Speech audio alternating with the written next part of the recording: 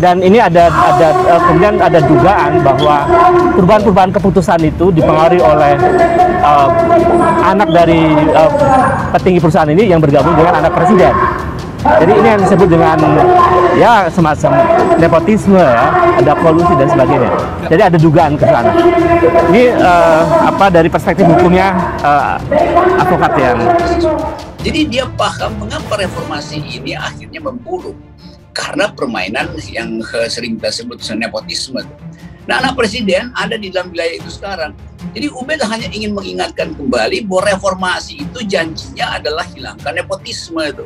Perusahaan milik dua anak presiden ini mendapatkan kucuran atau suntikan dana yang amat fantastis, hampir 100 miliar, yang kemudian dibelikan saham.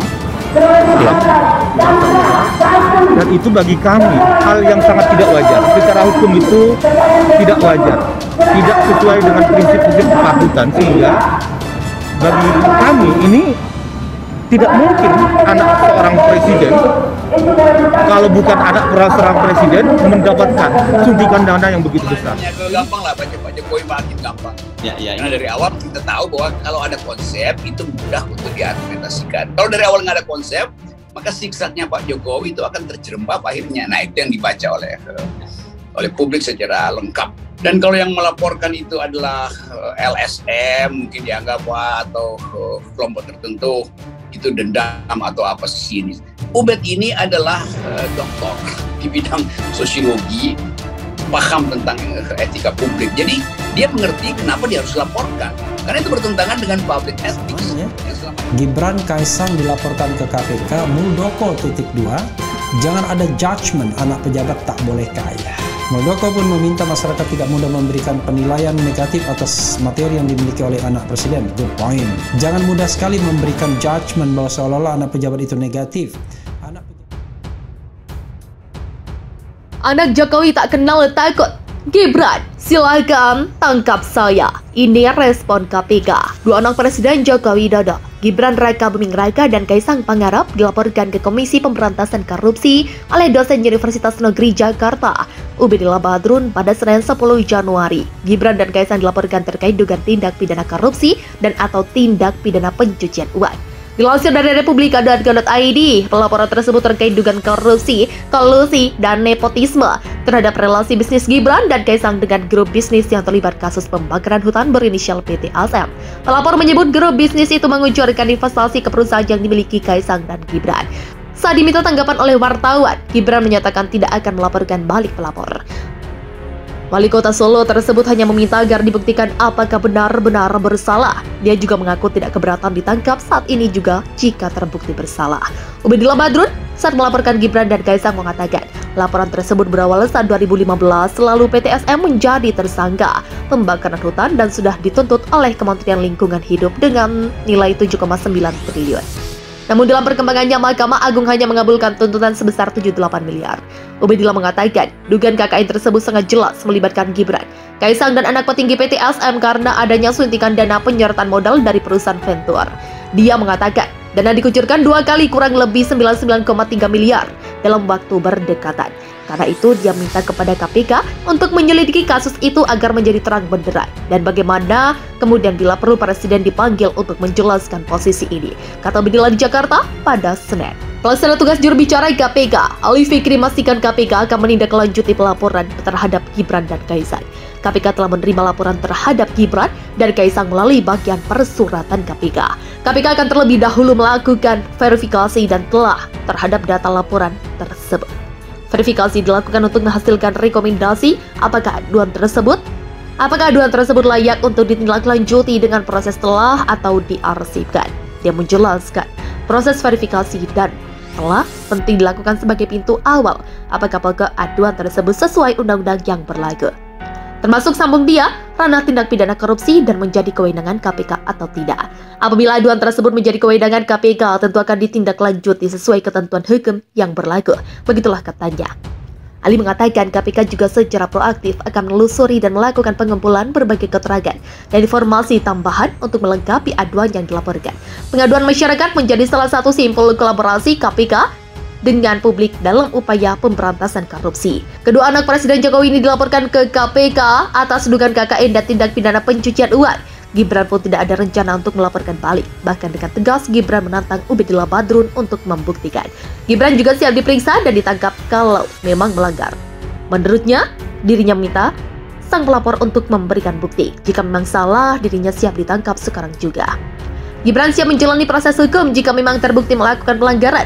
Gibran juga sudah meng-cross-check masalah ini dengan Kaisang Pangarep. Seperti diketahui, Gibran dan Kaisang dilaporkan ke KPK Senin 10 Januari kemarin atas dugaan korupsi, kolusi, dan nepotisme dan TPPU. Mereka dituding memiliki relasi bisnis dengan PT BMH yang terlibat pembakaran tahun 2015 lalu. Keduanya disebut telah menerima kucuran dana dari petinggi perusahaan PT SM yang telah ditetapkan sebagai tersangka dan kasus pembakaran hutan 2015 lalu. PT SM menjadi tersangka pembakaran hutan dan dituntut oleh Kementerian Lingkungan Hidup dengan nilai 7,9 triliun. Pengamat politik Deddy Kurniasyah akan bicara setelah analis sosial politik UNJ Ubedillah Badrun melaporkan Gibran Raka Buming Raka dan Kaisang Pangarep ke KPK. Gibran dan Kaisang yang merupakan anak Presiden Joko Widodo alias Jokowi dilaporkan ke KPK atas dugaan kasus korupsi, pencucian uang, dan KKN.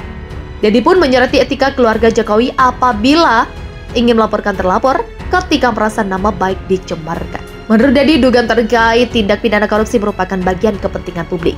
Di sisi lain, mantan penyidik KPK Praswan Nugraha menyebut setiap warga memiliki hak konstitusional untuk melaporkan dugaan pidana.